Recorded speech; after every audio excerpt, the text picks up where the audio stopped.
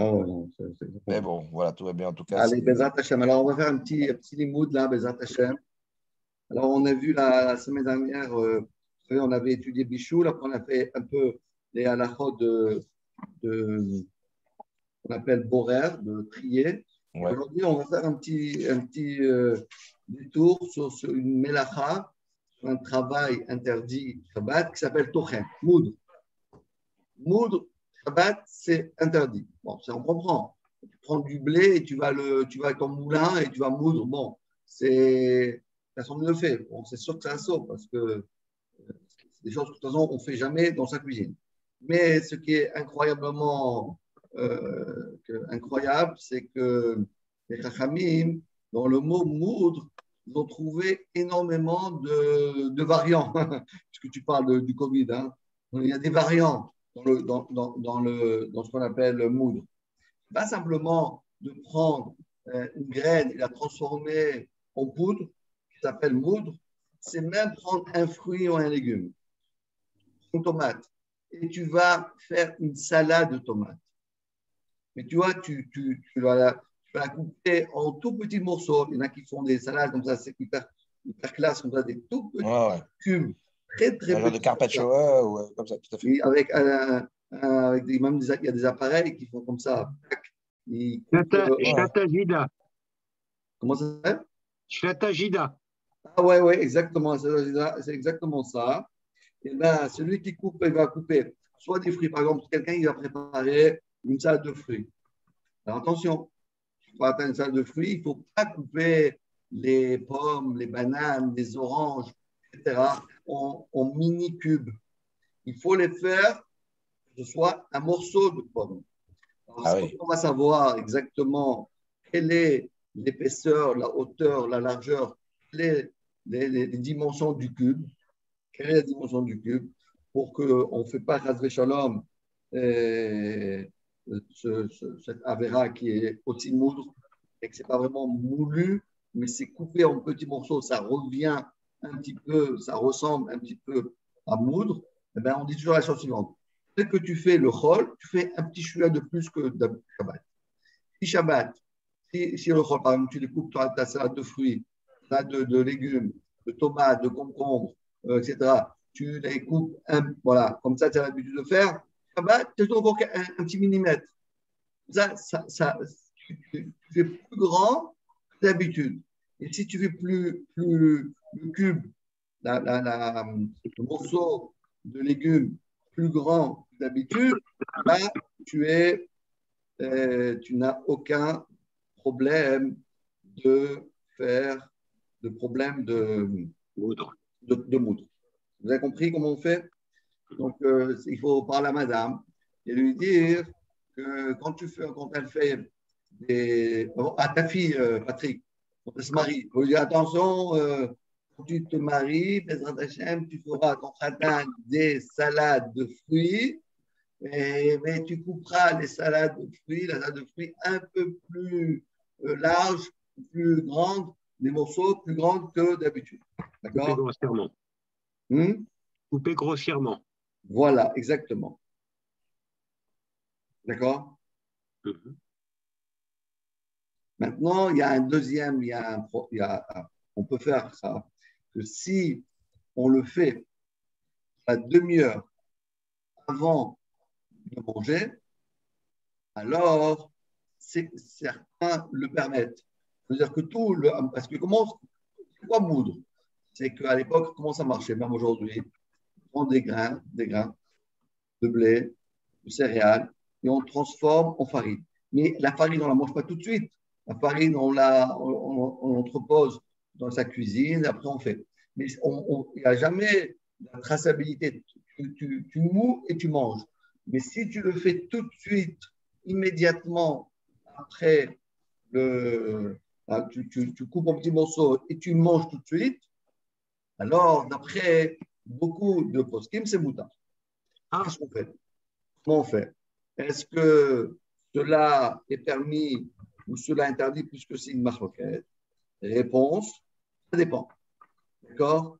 Si on le fait, encore une fois, on les coupe pas mini, est un peu plus large, alors encore une fois, c'est permis. Donc, je répète, donc il y a deux choses.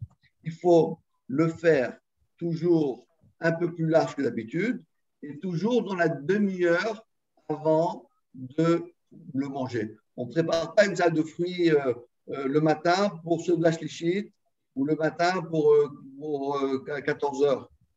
D'accord? On ne fait pas la salade de fruits à 10 heures du matin pour le repas de 14 heures. On fait la salade de fruits dans la demi-heure avant le repas pour qu'on puisse le manger tout de suite. Et on essaye de couper des morceaux un peu plus grands que d'habitude. À ce moment-là, si on fait cela, on ne tombe pas sur l'interdiction de moudre. Troisième chose, c'est qu'il faut faire très attention. Moudre, c'est interdit, mais en général, comment on faisait pour moudre? On utilisait un moulin. On utilisait des ustensiles spécifiques pour moudre. Donc, même si on va le faire dans la demi-heure, même si on va le couper un peu plus grand, on n'aura pas le droit de prendre un ustensile spécifique pour couper en petits morceaux. Il y a aujourd'hui dans la cuisine de chacun d'entre nous des appareils manuels qui font on peut couper un légume, un fruit, tac, on appuie dessus et ça fait des petits morceaux. Ouais. Ça, on n'a pas le droit d'utiliser Shabbat. Parce que l'ustensile qui est fait pour couper en petits morceaux, lui, il est interdit parce que c'est un ustensile pour moudre, pour couper en petits morceaux. C'est interdit. Et même si tellement c'est interdit que si on n'a même pas le droit de le déplacer Shabbat dans sa cuisine. Si on a dans le tiroir cet ustensile, on n'a même pas le droit d'ouvrir le tiroir. À moins qu'il y a d'autres choses dans le tiroir. Mais si il y a un tiroir où il n'y a rien que tous ces ustensiles qui ne sont pas shabbatiques, on n'utilise pas ces ustensiles, donc non seulement on n'a pas le droit de toucher ces choses-là, mais même le tiroir ou l'armoire, le tiroir, on n'a pas le droit de le tirer. Je n'ai pas bien compris pourquoi vous avez dit on peut faire une demi-heure avant. Oui. Dans la demi-heure. Mais pourquoi ça? Parce que dans moudre, c'est toujours on le moud avant, bien avant. Ok. Mais si tu le fais tout de suite dans la demi-heure. Ah oui, c'est dans ce parallèle-là, d'accord. Okay. Alors donc ça veut dire que tu es en train de manger, donc tu as le droit de le faire. Ouais, j'ai compris. Tout le truc, c'est que tu le fais bien avant. Alors, si tu le fais avant, ça a l'air que tu es en train de couper des petits morceaux et les ranger dans le congélateur ou le frigidaire pour après. Ouais. Mais si tu le fais immédiatement, tu le manges dans la demi-heure. Donc, ça s'appelle permis. D'accord? D'accord. Maintenant, jusqu'à présent, on a parlé de couper en petits morceaux. Maintenant, il y a ce qu'on appelle écraser une banane. Par exemple, on a un petit bébé, bientôt, Bezrat Hashem Patrick. Amen, amen. Amen. Alors,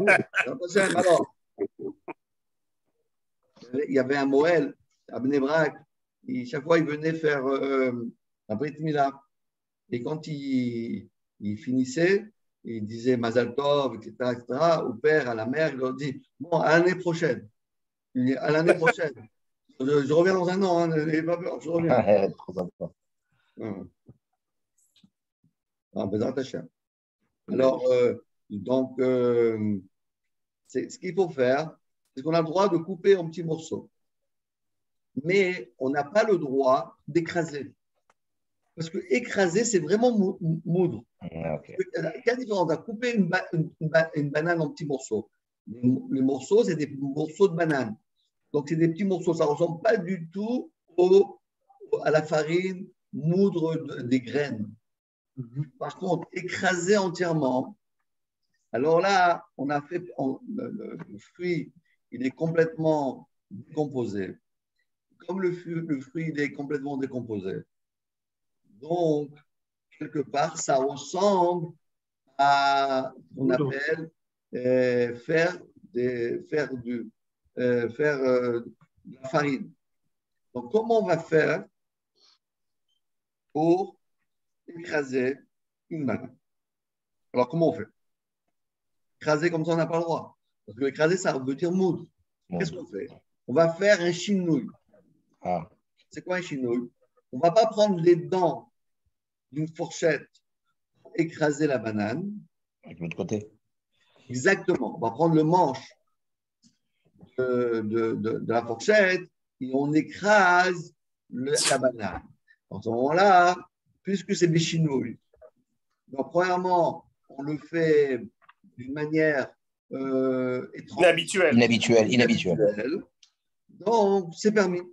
C'est comme ça que lorsqu'on veut donner à manger au bébé, qu'est-ce qu'on fait? On écrase d'une manière qui est, on va dire, différente, inhabituelle. Et de cette manière-là, c'est permis.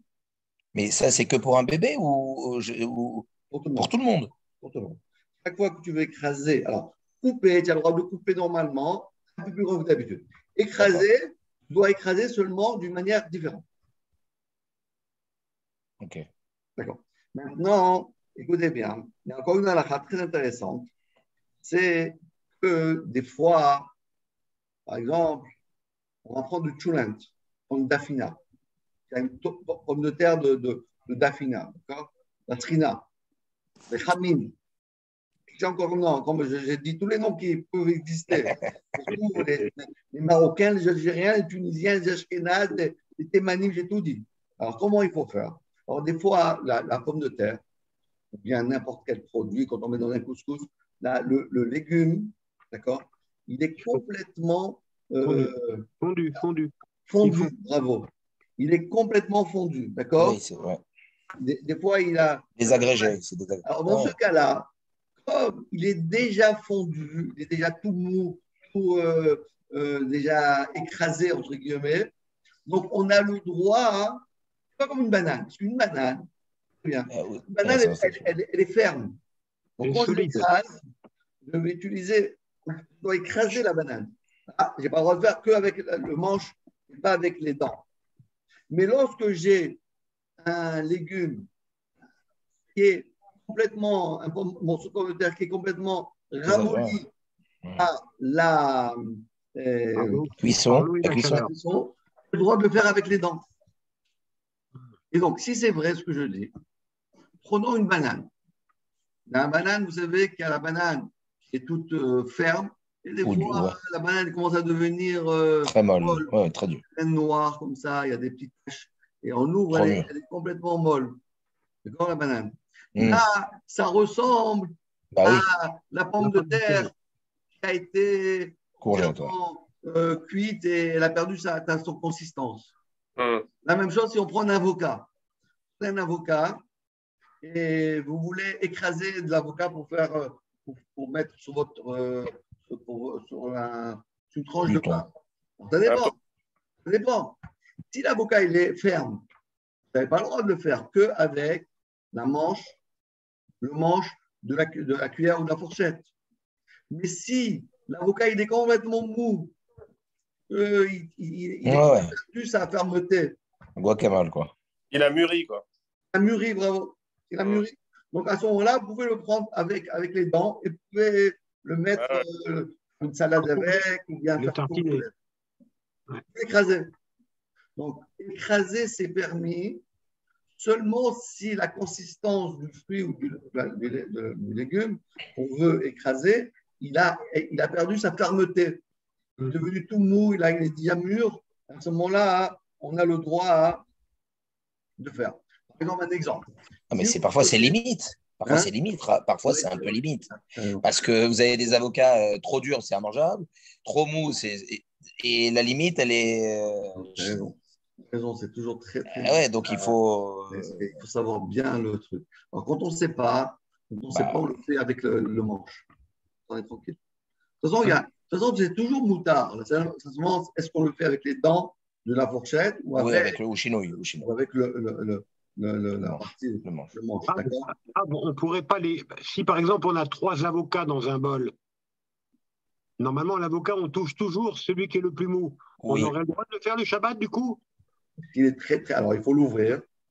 Ah non mais de l'extérieur. Ah oui, mais tu peux toucher, oui, il n'y a pas de problème. C'est pas comme si je faisais un tri comme pour un fruit. Non, on a expliqué la dernière fois que trier, c'est seulement entre deux choses différentes. Mais là, c'est la même chose, c'est des avocats, ça ne fait pas Non, D'accord. ouais. Sauf que si tu as un avocat, comme il a dit Michael, si tu as un avocat qui est dur comme de la pierre, ce n'est pas un avocat. Alors, ça s'appelle que tu as une pierre et un avocat. Donc là, après, c'est un mélange. Et si c'est des avocats que tu as achetés qui sont mangeables, il y en a un qui est un peu moins mûr, un peu plus mûr. Donc, ça, c'est pas grave. Mais maintenant, si tu en as un mangeable, deux, trois, un mangeable mélangé avec des mangeables, Ah ouais. tu n'as pas le droit aussi pas le droit de trier, mais tu as le droit de prendre le bon du mauvais immédiatement, sans équilibre. Ayal, on avait dit Ayal, Aleph, Ochel. Deuxième, Yalta. Troisièmement, on a dit avec le Yud, c'est Beyad. Aleph, c'est Ochel. Yud, c'est Yad. Lamed, c'est l'Alta. Donc, si on fait ces trois conditions, on n'a aucun problème. Ok. Maintenant, je vous pose une question. Comment vous allez prendre un petit déjeuner Shabbat pour les enfants et vous avez acheté de la confiture de fraises. Et les enfants, ils adorent, dans un Pessah, ils adorent tartiner leur matzah avec de la confiture. Et la confiture de fraises, vous savez tous qu'il y a de la fraise dedans. Il y a des fraises entières. Est-ce que j'ai le droit de prendre comme ça avec une cuillère? Je mets sur la matzah. Avec la cuillère, avec la fourchette, je vais l'étaler entièrement sur la matzah et je me fais un bon sandwich et je mange ça. Moi, je dis oui parce qu'elle est déjà désagrégée totalement. Bravo, Michael. Et donc, exactement. Et voilà. Ça la réponse. Ouais. Bon, c'est comme l'avocat, ok. Eh bien, oui, parce que comment les désintégrer Razak, Mika. Soit par le sucre, j'adore la confiture, soit par le temps. Des fois, le sel, des fois, le sel, il fait que ça se ramollit. Le soleil, peu importe comment on est arrivé, l'essentiel, c'est d'avoir le cas de la confiture. C'est sûr que c'est mou, il n'y a pas de consistance. Complètement, ouais. Il ne faut même pas prendre la fraise, elle ne tient pas. Elle ne tient pas, la fraise. D'accord? La bonne maman, c'est la meilleure. Exactement, c'est le meilleur, cela. Ah, par contre, avec des figues, c'est plus compliqué. Parce qu'il y a aussi il y a de la confiture avec avec des vraies figues aussi dedans. Ouais. Les figues sont plus. J'ai jamais mangé des figues. Ah, c'est magnifique, mais il y a vraiment la figue. Les figues, vous savez, noires, là, comme ça. Ou comme ça. Là, je pense que, de toute façon, on étale le reste, mais la figue, je sais pas comment ça. Bon. Enfin, en tout cas, pour la fraise et la framboise, on est bien. Oui, la fraise, les framboises, et toutes ces choses-là, c'est complètement. Ok. Non, je vais apprendre quelque chose d'incroyable.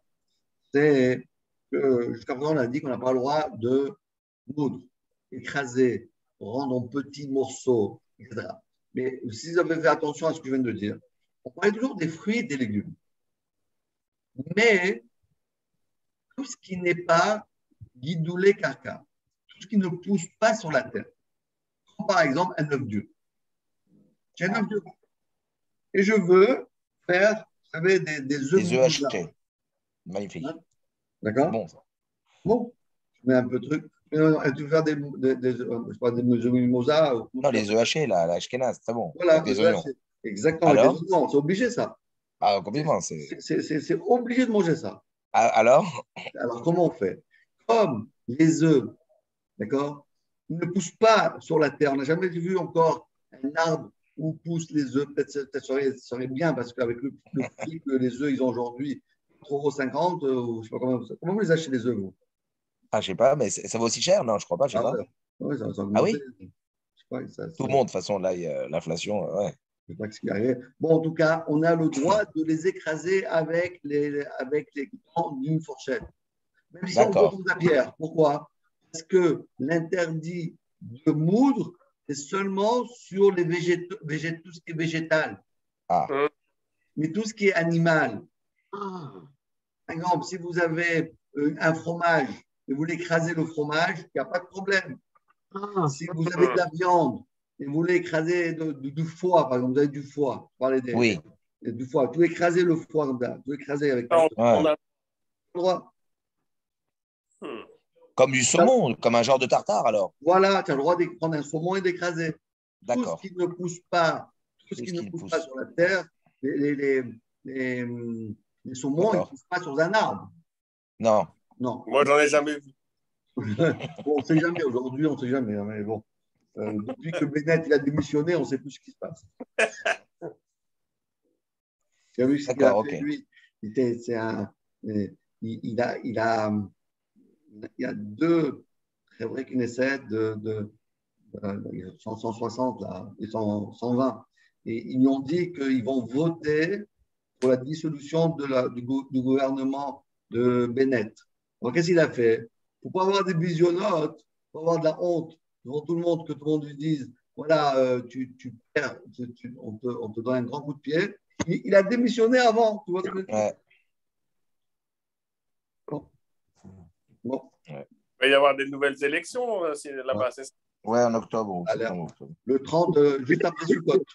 Comme ça, tu sais quoi?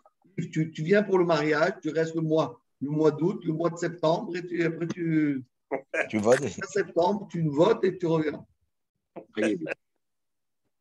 En Israël, il n'y a pas un jour où il ne se passe pas des choses. Incroyable. Mais bon, je vous raconte une histoire qu'avait le grand Rav qui s'appelle Chacham Shalom. C'est le Rav des Sfaradim. Et il a dit comme ça, il a vu qu'ils ont fait des lois contre la cacheroute, contre la guéroute, des conversions pour les mariages, etc. Alors il a dit comme ça, il y a quelques jours, hein, il a dit oh, Tassou Tchouva, ou bien qu'ils font Tchouva, oh, et sinon, chez Yapoul, qui tombe. Il n'a pas eu le temps de dire ce mot-là. 3 jours après, le gouvernement, ils ont démissionné là-bas. Démission collective là-bas, je ne sais pas exactement comment ça fonctionne. Incroyable, parce que les adikim, quand ils parlent, pas attention à ce qu'ils disent. Hein. Ils disent des mots et on croit, bon, il a dit ça, c'est pas. Non, il a dit ça, et ça s'est accompli 3 jours après. Il a dit comme ça. Oh, Tassou Tchouva. Ils font Tchouva, ils enlèvent tous les lois anti. Bon, qu'est-ce qu'on va voir? Tu sais, on peut rester habité en France. Si on a les mêmes lois qu'en France, on reste en France. Qu'est-ce qu'on a besoin en Israël? C'est vrai. La France est mieux qu'en Israël. Bon, si tu vas en Israël, c'est pour vivre ta religion, pour vivre ton identité de juif comme tu veux. Sinon, tu restes en France. Qu'est-ce que ça veut dire? Il n'y a aucune différence. Donc, si tu vas en Israël, c'est une Médina yéhoudite, une Médina juive. Mais si on va nous transformer Israël en une démocratie laïque, alors on n'a pas besoin d'Israël. Pourquoi faire? Qu'est-ce qu'on a gagné là-bas? Qu'est-ce qu'on fait? C'est vrai. On n'a rien à faire. Qu'est-ce qu'on va faire là-bas? On va rester là-bas et on va faire. Alors, pour te marier, tu te mariages gay, la cache-croûte, tu peux plus manger cachère. Tu vas te marier, le gars, il te dit moi, je me suis converti, il ne s'est même pas converti, il voulait faire une conversion de 300 000 personnes en un jour. Comment on peut passer 300 000 personnes en 5 minutes? Il faut des dossiers, il faut voir est-ce que le gars il est sérieux, il veut être israélien. On est d'accord, on aime tout le monde. Tu peux être israélien, mais tu ne peux pas être juif. Juif, c'est une religion, c'est pas. Alors, tout ça, ils veulent faire. Alors, on va arriver là-bas, qu'est-ce qu'on va faire? Le gars, il veut se marier. Attends, je ne sais pas si tu es juif, je ne sais pas si tu vas juif. Tu veux manger dans un resto, c'est pas cachère, c'est cachère. Je ne sais pas si c'est cachère ou pas. Il va se marier. Ah non, mais on ne se marie pas ici, on se marie laïquement. On va à la mairie de Puteaux et c'est terminé.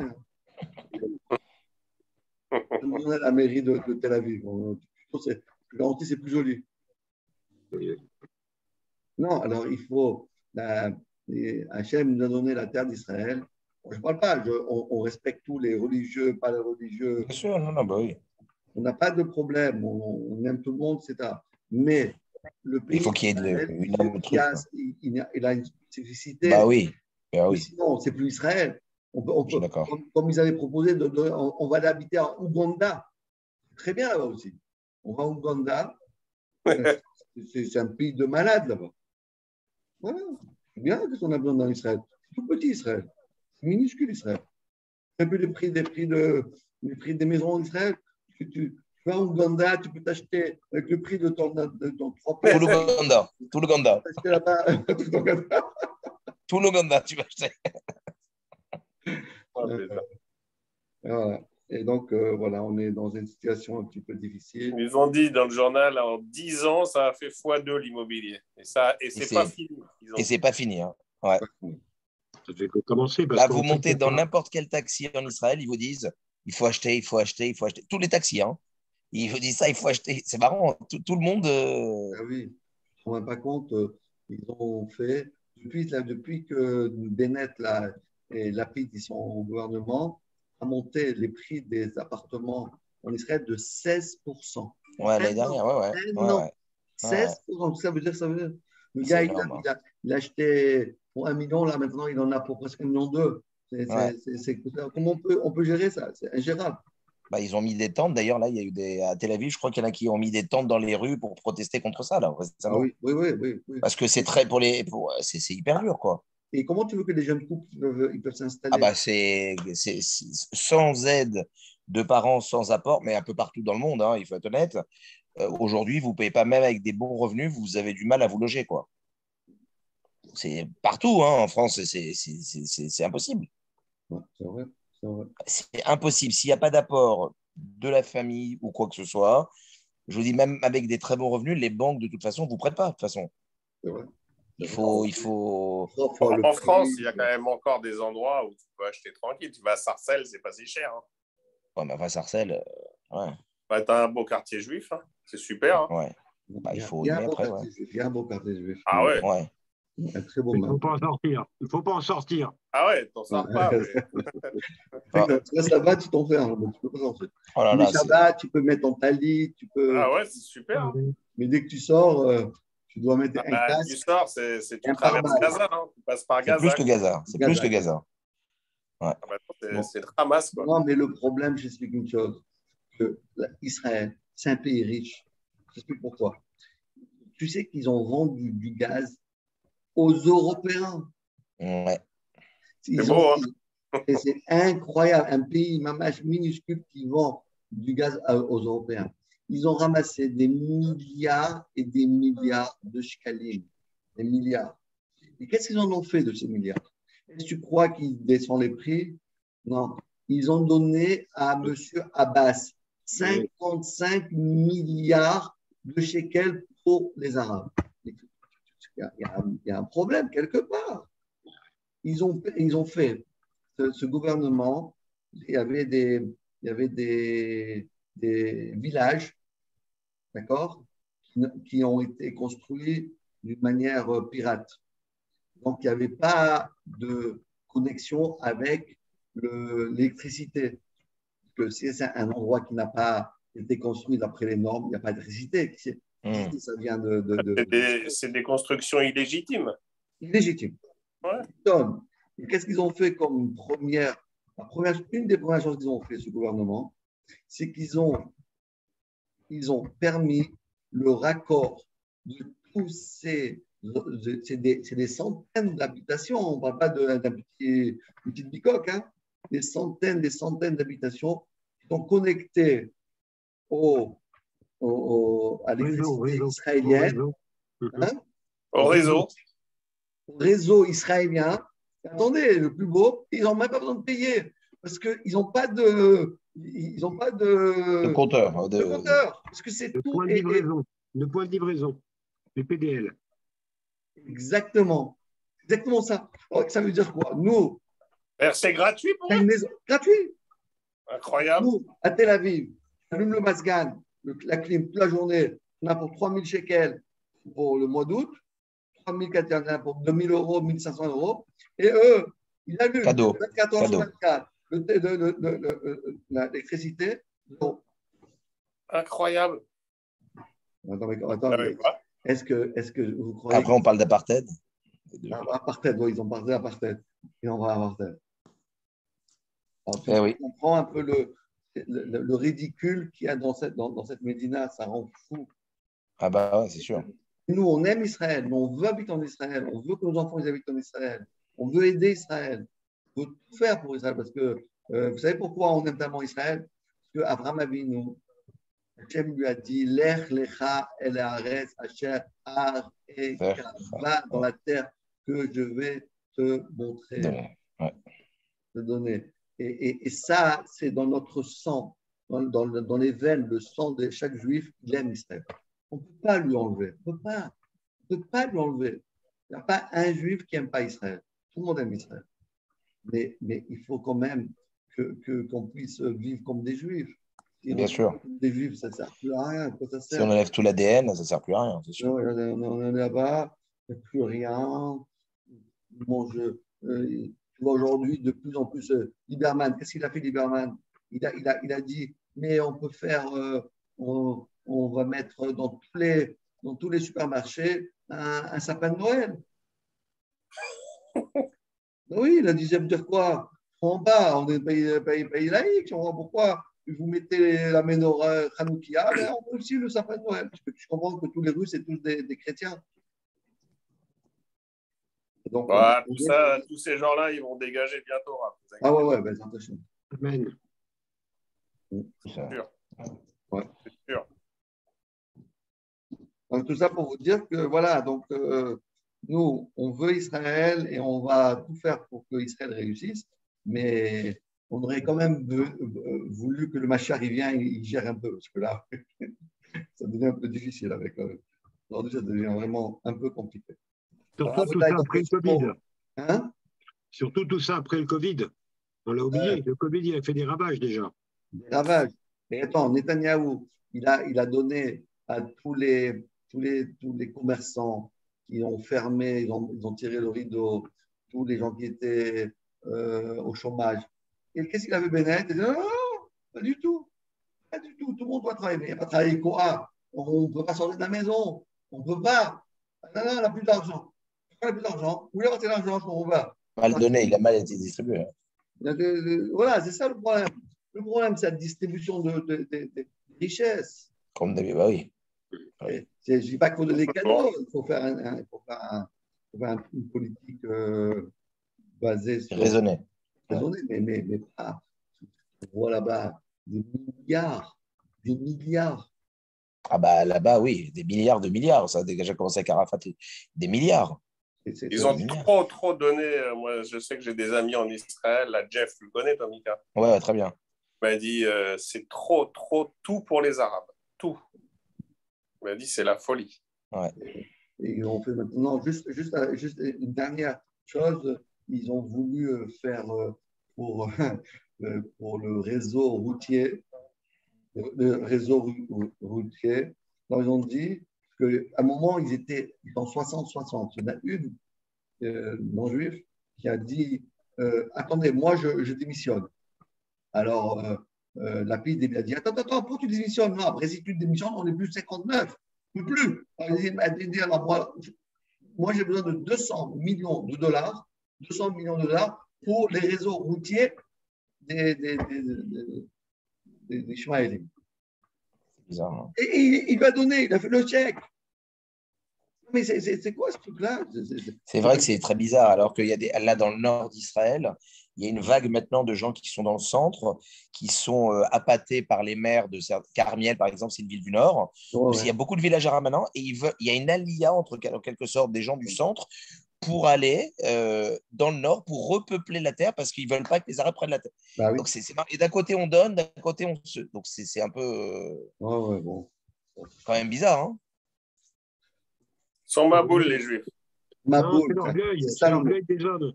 C'est l'orgueil des hommes. C'est l'orgueil des Meraglim quand ils sont partis.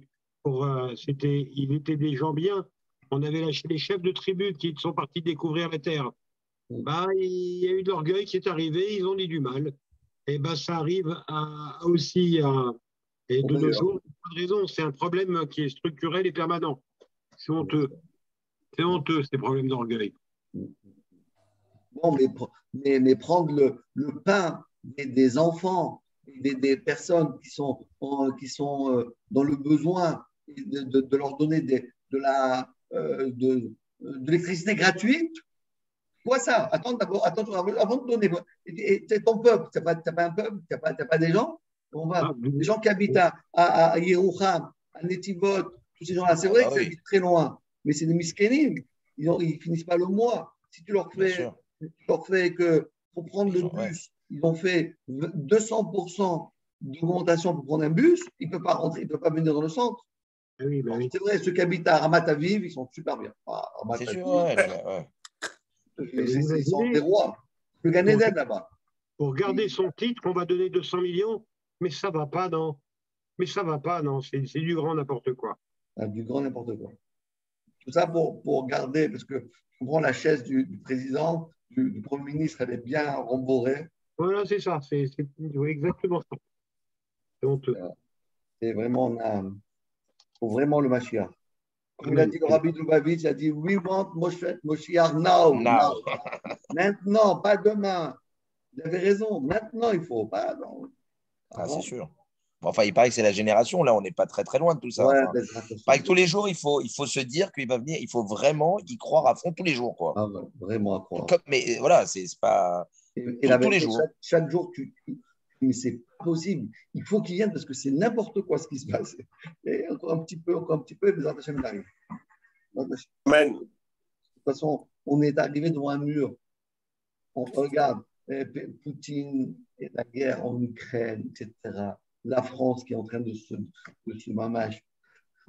s'écraser, l'Europe. Il n'y a aucune bonne nouvelle. Si vous regardez les informations, il y a une par une sur I24, surtout là, je regarde sur le téléphone. Il n'y a aucune bonne nouvelle, quoi. Zéro. Non, mais c'est dingue. Zéro. Zéro. Il n'y en a aucune. Voilà, il y a deux beaux mariages, si tu veux. Voilà, c'est les deux bonnes nouvelles. Voilà. Alors voilà, donc c'est ça là, que je voulais vous dire. Pour faire la bonne salade avec des œufs et des oignons, on a le droit d'écraser les oignons avec, évidemment pas avec un ustensile qu'on a dit que c'est mouché, non, bien sûr, pas un mâchoire. On a le droit sans problème parce que les œufs ne poussent pas sur les arbres. D'accord, amis. Merci beaucoup. Merci, Rav. Mazel Tov encore. Mazel Tov à vous deux. Besha Tova, comme on dit. Merci beaucoup. À vous que des bonnes choses à tout le monde. Merci. Il y a Patrick Descartes encore 2 jours avant nous. 2 jours, c'est super. Allez, à bientôt. Allez, à bientôt, Rav. Merci. Bonsoir. Salut, Patrick. Salut les amis. Mazel Tov, Patrick. Que des bonnes choses. Merci beaucoup. Ciao, ciao. Allez, no stress, tout va bien se passer. Tu vas kiffer.